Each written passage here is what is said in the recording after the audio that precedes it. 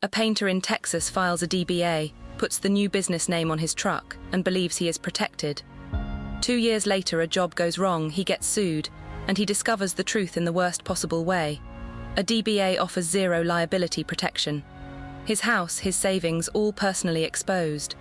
The confusion between a DBA and an LLC is one of the most expensive misunderstandings in small business, because the two things solve completely different problems. In the next few minutes, I will show you exactly what each one is, what each one actually protects, and how smart founders often use both together. This is general education, not legal advice, so involve an attorney for your specific situation. DBA stands for doing business as.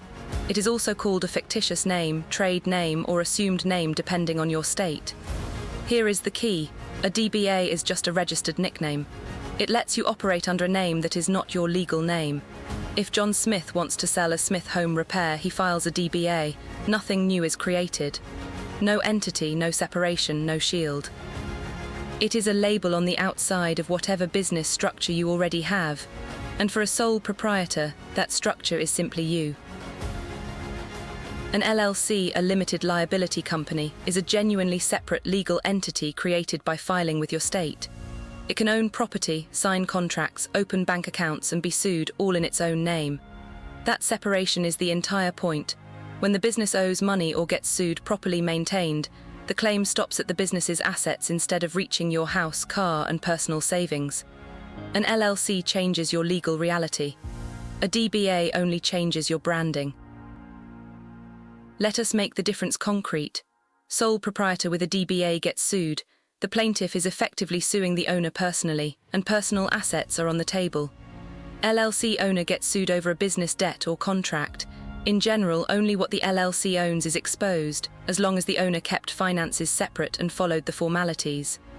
One more myth to kill: a DBA barely protects the name itself either.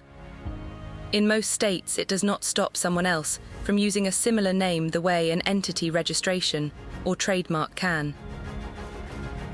Why do people choose DBAs anyway? Price and simplicity. A DBA typically costs somewhere between $10 and $100 to file with the county or state, often with minimal renewal requirements. An LLC costs more. State filing fees run from about $50 to $500 depending on the state, plus annual reports or franchise taxes in many states. The DBA is genuinely cheaper. The question is whether cheaper is worth unlimited personal exposure, and for most businesses with any real risk, it is not. To be fair, a DBA alone can make sense in narrow cases. A very low-risk side hustle testing an idea, a hobby business with tiny revenue and no contracts, or situations where you simply need a business name to open a bank account as a sole proprietor, which many banks require. If there is little to sue over and little chance of being sued, the simplicity is defensible, at least temporarily. The mistake is staying there after the business grows teeth.